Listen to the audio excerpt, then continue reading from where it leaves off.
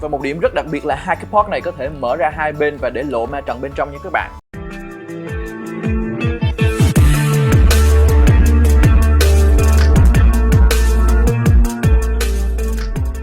Hi, all my friend, welcome to unboxing and review the Transformer show today.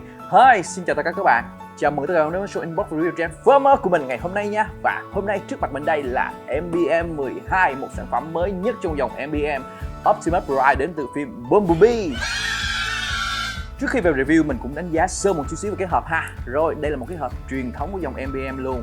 Nó chỉ là hộp giấy thôi và không có lớp bảo vệ nha các bạn. Cái hộp này thì tất nhiên rất là dễ trầy luôn nếu mình giữ không kỹ ha. Đây có cái chữ Hasbro, đây là chính hãng luôn nha các bạn, dành cho lứa tuổi từ 8 cộng lên ha. Ở phía sau này cũng có một số cái thông tin của hãng và một điều rất là đặc biệt luôn luôn xuất hiện luôn. Made in Vietnam, hàng sản xuất ở Việt Nam, bán ra nước ngoài rồi. Bán lại cho Việt Nam.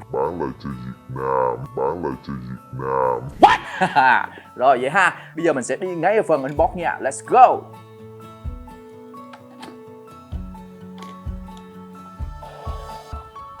Wow, làm khá là chắc. Wow. Rồi, đây là nhân vật chính của chúng ta đây, Optimus. Cũng khá là nhẹ ha, cảm giác chắc chắn luôn. Đây có một cái khẩu súng như thế này nha các bạn. Nó cho mình thêm một cái tờ giấy hướng dẫn nè. Lúc nào cũng có một cái tờ giấy như thế này ha. Rồi cơ bản là như vậy thôi nha. Vừa rồi thì mình đã unbox xong MBM 12 Optimus Prime.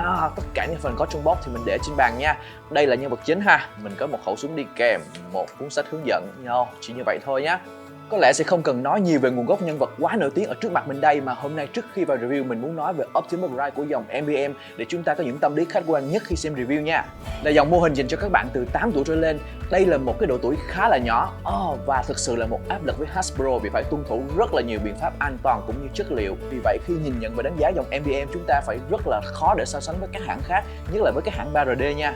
Các hãng 3RD không có bản quyền và họ không quan tâm nhiều đến các biện pháp an toàn cũng như chất liệu, nên mô hình của họ thường có những hiệu ứng sơn bắt mắt, chi tiết nhỏ và giấu chi tiết được nhiều hơn. Một điều cần phải nhắc đến nữa là MBM hướng đến sự thân thiện cao nhất cũng như giá trị chơi lại thường xuyên nhất cho người sử dụng.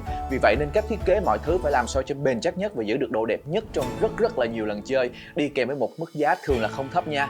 Và trong video lần này mình sẽ phân tích những nhận định trên qua sản phẩm mới nhất của dòng MBM, đó là Optimus Prime MBM 12. Let's go!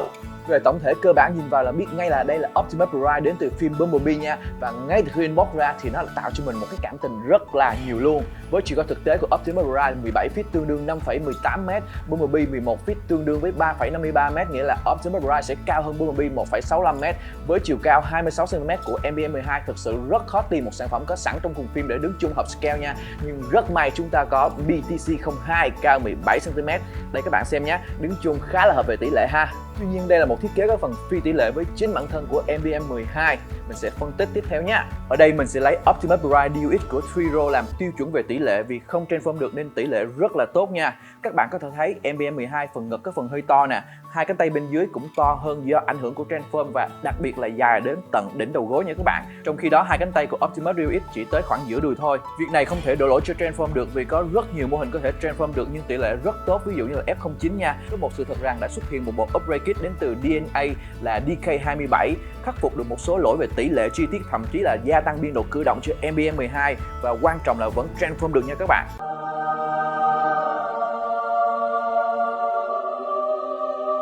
Một câu hỏi đặt ra là bản gốc của MBM 12 thiết kế như vậy là có ý đồ khác biệt hay một mục đích khác hơn? Nên nhớ nha, bộ DK27 là có bản quyền từ Hasbro và được cấp phép chính thức.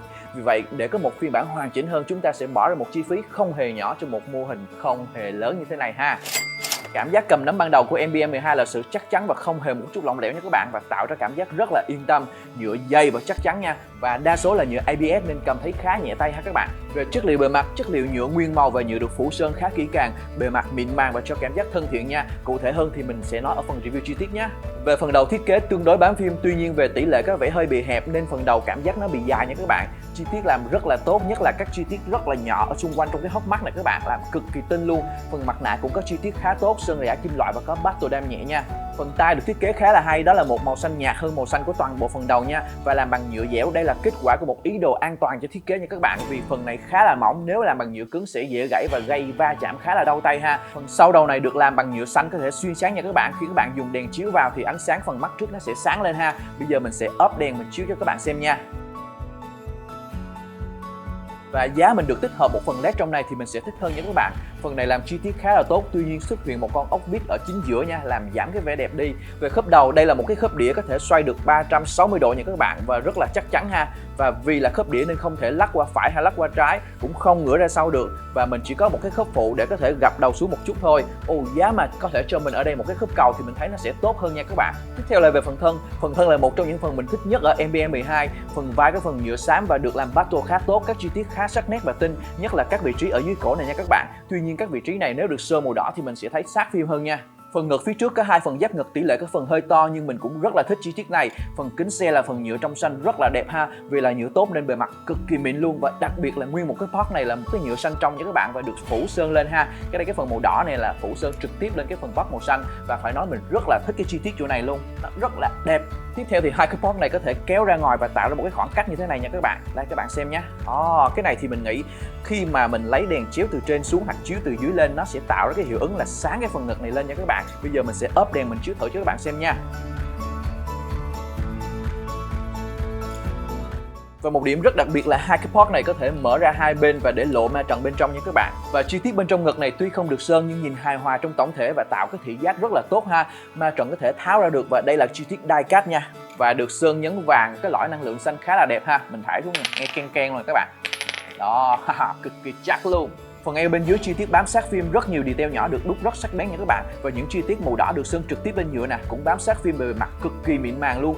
Lý giải tại sao trên mô hình MBM họ thường sơn trực tiếp lên mà ít khi làm những part nhỏ để đắp. Thứ nhất là để tiết kiệm chi phí sản xuất hơn, thứ hai là hạn chế tạo ra các dị vật nhỏ có thể rơi ra và họ không chắc chắn là sẽ bám trên mô hình lâu dài được nha các bạn. Về phần bên hông eo thì cũng có một số chi tiết để che lại nha các bạn. Các chi tiết này được làm rất là sắc bén và tinh xảo ha. Tuy nhiên nếu được sơn nhấn đỏ thì sẽ sát phim và đẹp hơn nha các bạn. Phần lưng vì ảnh hưởng của Transform nên nhìn rất là rõ là một cái mảng chữ nhật ha, và nó là một phần của đầu xe nên nhìn cái phần hơi thô. Tuy nhiên chi tiết trên bề mặt được làm cực kỳ tinh xảo luôn các bạn, tuy nhỏ nhưng rất là sắc bén. Các chi tiết được phối hợp giữa màu đỏ của màu nhựa gốc, màu xám và màu bạc giả kim loại tạo nên hiệu ứng cực kỳ đẹp mắt. Phải nói phần này chi tiết hãng làm cực kỳ xuất sắc luôn các bạn. Tiếp theo là về khớp của phần thân nha các bạn. Phần thân này chỉ có một khớp duy nhất có thể xoay được 360 độ ha, và cảm giác xoay cực kỳ mượt mà và chắc chắn. Không có một cái khớp nào có thể giúp mô hình gập tới hoặc ngửa ra sau, hoặc nghiêng ra phải hoặc nghiêng ra trái. Cái điều này một cái điều đáng tiếc, tuy nhiên đây là một cái điểm thường thấy ở trong các mô hình Transform được nha các bạn. Tiếp theo là về phần tay thiết kế tương đối tốt, phần giáp vai cơ bản bám sát phim có logo Autobot nha các bạn. Phần chi tiết giáp hai bên cũng được sơn màu trắng nhấn, và đây chính là chi tiết tạo nên cái đôi tay mèo khi Transformer dạng xe đó các bạn. Và trong suốt thời gian đầu khi mới nhãn, người ta đã gọi MBM 12 là Optimus Prime Kitty Pride. Chi tiết ống khói cũng được làm khá tốt nha, và phần trên này hãng được làm bằng cao su để thân thiện với người chơi nhỏ tuổi hơn nha các bạn. Phần cánh tay chi tiết tương đối bám phim, tuy nhiên tỷ lệ cái phần chưa tốt vì ảnh hưởng của Transform nên cái phần này nó khá là to ha. Và dù chi tiết rất là tốt nhưng cũng không thể giấu được những chi tiết Transform ở vị trí những cái bên hông này các bạn xem nhé. Và ở sau cánh tay nè, thực sự mình thấy nó rất là thô luôn. Và trên cánh tay này xuất hiện rất nhiều ốc, từ trên xuống dưới ốc rất là nhiều luôn các bạn. Mình sẽ phân tích vấn đề này nha. Như mình đã nói ở phần đầu, để đảm bảo sự chắc chắn theo thời gian dài nên siết ốc là một lựa chọn khá là tốt, vì nếu chỉ là khớp lồng vào nhau thì theo thời gian rất là dễ rớt ra nha. Mình suy nghĩ tại sao họ không cho mình thêm các nút tròn cùng màu để mình có thể nhét vào các vị trí để che ốc đi, như vậy sẽ đẹp hơn rất nhiều. Câu trả lời sẽ là không, vì tỷ lệ tạo nên các dị vật rơi ra rất là nhiều và sẽ không phù hợp với các em nhỏ ha. Về khớp tay thì phần vai có thể lắc ra trước và lắc ra sau như thế này nha các bạn, giúp gia tăng biên độ ha. Và đây chỉ là khớp bản lề bình thường nhưng nó rất là chắc chắn ha. Khớp vai có thể xoay được 360 độ luôn. Rất tiếc đây chỉ là khớp lõi bình thường giữa nhựa và nhựa thôi. Hiện tại thì mình thấy nó rất là chắc chắn, có thể giữ được mọi tư thế nè, và mình hy vọng trong tương lai nó vẫn có thể tốt được như vậy nha các bạn. Cánh tay có thể đưa lên ngang 90 độ nha các bạn, và khớp nãy rất là chắc chắn ha. Và khi đưa lên như thế này ha, cái phần giáp vai này nó có thể trượt lên được, và cái này nó có một cái lò xo để nó giữ lại tư thế, các bạn xem nè, cạch như thế này ha. Và tiếp theo xuất hiện một cái khớp có thể giúp cái phần tay này xoay được 360 độ. Và khớp này chỉ là cái khớp lõi bình thường thôi, nhưng mà mình phải dùng lực khá là nhiều mới có thể xoay được nha các bạn, cực kỳ chắc chắn luôn ha. Tiếp theo là phần cùi chỏ là khớp bản lề đôi, tuy nhiên khớp bản lề phía trên chỉ dành cho Transform nên biên độ có phần hơi lạ, các bạn có thể xem nè. Đó, nó như thế này ha. Và cái khớp bên dưới mới là khớp gập nha, và khớp này là khớp nãy rất chắc chắn có thể gập tay lên sát được như thế này nha các bạn. Tiếp theo là về bàn tay có khớp loại có thể xoay được 360 độ khá là chắc chắn ha. Và một điều cực kỳ đáng tiếc là cái bàn tay này nó không full ngón, ngón cái cũng chỉ có một bát gắn với cái khớp cầu thôi các bạn xem nè.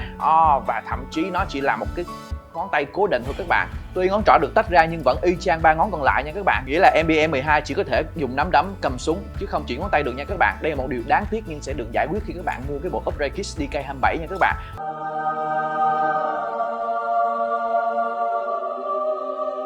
Phần chân có thiết kế tỷ lệ tạm ổn, tuy nhiên như đã phân tích, phần đùi bị ngắn nên tạo sự chưa cân đối cho phần thân này ha. Chi tiết cũng được làm rất tốt, phần nhựa được sơn tĩnh điện giả Battle Damage nè, phối hợp với chi tiết bên giáp hông được sơn màu bạc nên nhìn cũng khá là chi tiết ha. Và phần mình thích nhất có lẽ là phần đầu gối trở xuống nha, thiết kế cơ bắp và rất là nhiều chi tiết từ trước ra sau qua bên hông, chỉ có hai màu xanh, màu xám giả kim loại kết hợp với phần bánh xe tạo ra những cái phần này hài hòa và rất là tốt về thị giác. Các bạn có thể xem những chi tiết phía trong này nè, họ đúc khắc cắt rất là đẹp luôn. Tuy nhiên nó có lộ một số cái mắc cài khá lớn nhưng hoàn toàn có thể chấp nhận được nha các bạn. Đây, cái mắc cài ở cái vị trí như thế này ha. Về biên độ của chân thì trước khi bẻ khớp mình sẽ bật tất cả các giáp hông lên để đảm bảo an toàn và gia tăng biên độ tối đa nha các bạn.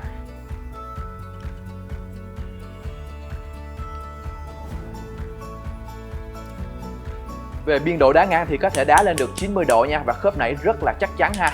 Và một điều đáng nói là cái sự mượt mà của cái khớp này các bạn xem nè. Mình sẽ không cần dùng lực quá nhiều và có thể đưa lên được rất là dễ dàng nha. Và nó giữ được từng tư thế cực kỳ tốt luôn ha. Tiếp theo là biên độ đá lên phía trước cũng được 90 độ nè các bạn. Và đá ra phía sau cũng được 90 độ luôn, các bạn xem nha. Và toàn bộ là khớp nãy khá là chắc chắn ha các bạn. Và tiếp theo phần trên đầu gối có một khớp có thể xoay 360 độ giúp tăng khả năng linh hoạt hơn cho chân nha. Tuy nhiên trên phần đùi lại không có khớp xoay để có thể lắc qua lắc lại ha. Cái điều này sẽ được bổ sung trong bộ kit luôn các bạn.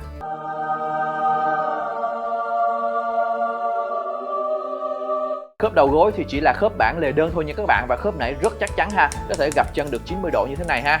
Tiếp theo là về phần bàn chân thì bàn chân thiết kế tương đối bám sát phim ha. Phía sau có lộ một chút ít chi tiết trên phơm nhỏ nhưng vẫn không có tạo sự khó chịu ha. Nhìn chung thì vẫn là một cái bàn chân rất là hoàn thiện. Bàn chân là tổ hợp của hai khớp bản lề, nó có thể đưa qua phải, đưa qua trái như thế này ha, và gập được xuống ngửa ra lên như thế này và khá là chắc chắn nha các bạn.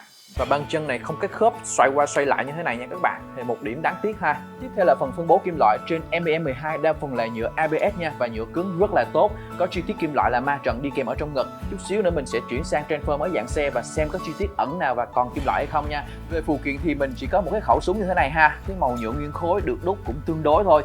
Cái này thì mình thấy nó cũng không có quá đẹp, và các bạn thấy nó tiếp tục nó lộ cái ốc ở đây ha. Rồi, và cái này thì mình có thể chuyển thành cái dạng như thế này nè để mình lắp lên trên chiếc xe khi mà em boss chuyển qua dạng xe đó các bạn. Và các bạn để ý nha, ở đây có một vị trí chốt như thế này ha, mình có thể lắp vào trên cái cánh tay này nha. Cái khớp này nó hơi yếu, cái khớp cổ tay hơi yếu chút xíu nè, các bạn thấy không, nó không có giữ được cái súng nó thẳng lên nè đó. Vừa rồi thì mình đã transform MBM 12 Optimus Prime từ cái dạng boss sang cái dạng phương tiện nha các bạn. Và đây là cái dạng xe ở trên đất ha. Cái cảm giác transform của mình thì mình thấy nó khá là dễ dàng. Rồi mình sẽ đánh giá sơ về cái dạng xe này nhé. Đầu tiên là rất là khít và chính xác, các bạn xem nè, 6 bánh lăn rất là đều và mượt mà nha. Cái này là hàng chính hãng của Hasbro nên họ làm cực kỳ tinh xảo và chính xác luôn. Từng cái vị trí nó khít với nhau và nó đi với nhau cực kỳ tốt ha. Cái đầu xe thì mình thấy tương đối giống phim nè. Tuy nhiên các bạn để ý nhé, phía trên đầu này nó sẽ có một vị trí nó khác nè. Chỗ này nó không có giống lắm ha. Rồi phía bên dưới này cũng chưa giống nè. Hai cái đèn này thì trong phim thì mình thấy nó là cái đèn vuông giống như hình chữ nhật và nó vát vào trong. Còn cái này là cái hình tròn nha các bạn. Nó cũng chưa thực sự là giống lắm. Thì bên hông này thì có cái chi tiết die cast nè. Lúc đầu mình có review thì mình nói là khi mà transform qua mình sẽ xem xét thêm. Thì hai bên này và bên này là cái chi tiết die cast nha các bạn, nó rất là cứng luôn ha. Cái phần bên hông này nè, đó nó cũng lộ khá là nhiều cái chi tiết transform ra ha. Và tiếp theo ở phía trên này thì mình thấy cái này nó hơi bị trống trải nè, và cái phần bàn chân nó lật lên như thế này thì mình nhìn chỗ này nó cũng không đẹp lắm. Để cho đỡ trống trải hơn thì mình có cái súng nè, cái súng đầu tiên ở dạng như thế này nhá. Rồi mình sẽ gặp như thế này đó, trượt nó vào thành một cái khối như thế này. Thì lúc này mình có thể lắp vào đây nhé. Thì lắp vào thì nó cảm giác nó sẽ đỡ trống trải cái phần này hơn một chút xíu nè. Có thể gỡ ra và mình lắp theo kiểu khác, mình lắp như thế này đó. Cái này thì không có cái gì để có thể gá được nha, tuy nhiên để yên thế này thì nó vẫn giữ được nha các bạn. Hoặc các bạn có thể lắp theo chiều này. Lắp theo chiều này thì mình thấy cái phần súng nó sẽ thẳng hơn nè, nó sẽ tốt hơn khá là nhiều luôn ha.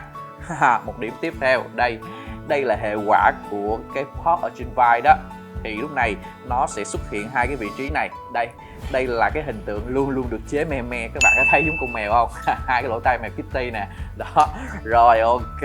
Cái bản Kiss DK27 nó cũng sẽ fix được cái điều này luôn nha các bạn. Nó sẽ gập xuống và nó không còn cái vị trí lò lên như thế này nữa.